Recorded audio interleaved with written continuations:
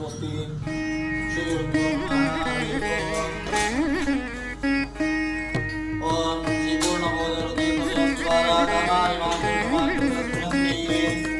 ओम रामचंद्र संसार निवारणे योजनज्ञा दिवे शुभेनो मूर्ते सत्वारि कोटवाक्खन्द्रने स्मीता युवामिलात्मने सुरागविसावं देवता मणिग्रन्थो अगाध संवेदन नित्यवत्रः समाप्रेन्द्र अवतमात्राय श्रीराघवेन्द्रवादश्रीमणावतमस्तदंपते देवस्वभावोदिवेद्रमोऽयं तत्पुरोमेभूय भव्यत्वमोदकदुरासङ्गातिरव्यत्वदेवीरायि समस्त दुष्टग्रहनिग्रहेषु दुरत्ययो वक्रवसिन्धु सेतुः